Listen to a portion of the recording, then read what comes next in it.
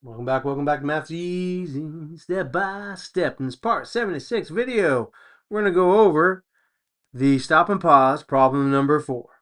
X divided by 3 minus 2 or plus a negative 2 equals 4.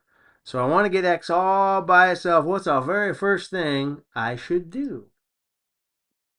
So the first thing you want to do is start to eliminate the terms associated with X on the left side of the equal sign. So step 1 is to add 2 to both sides of the equal sign, right? What's the opposite of a negative 2 or minus 2? It's plus 2 or a positive 2, right? So you're going to do that to both sides of the equal sign. So X divided by 3, a negative 2 plus a positive 2 is 0. 4 plus 2 is? Yes. Rock and roll. I cannot fool you. 4 plus 2 is 6. And of course, negative 2 plus a positive 2 is 0. So I can rewrite this equation. X divided by 3 equals 6.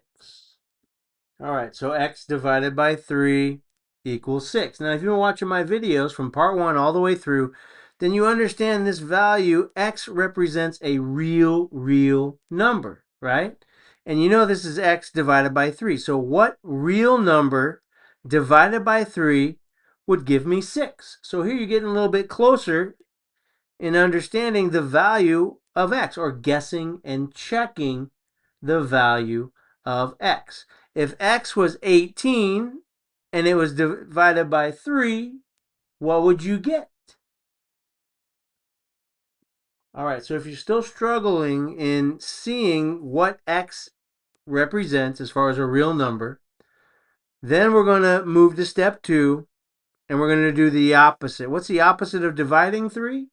It's to multiply 3, but not just to one side of the equal sign.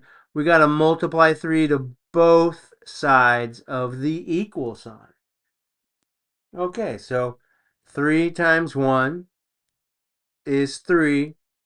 Don't forget, it's attached through multiplication, 3x. And then I just rewrite divided by 3. Equals. 6 times 3 is 18.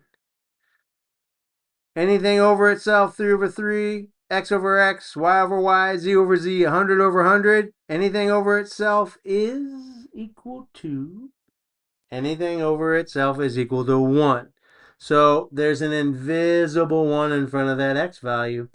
And I'm just going to leave x all alone. I'm not going to write ... 1 in front of that x. I'm not going to write a solid 1. I'm just going to leave x all by itself. So again, 3 over 3 is 1. X is alone.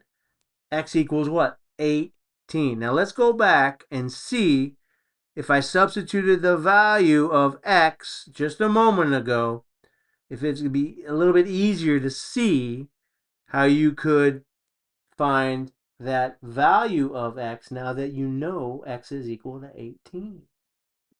All right, so a moment ago I asked you what value substituted for x divided by 3 would equal 6. And now that we know that x is 18, you could put 18 here. What's 18 divided by 3? Is 6.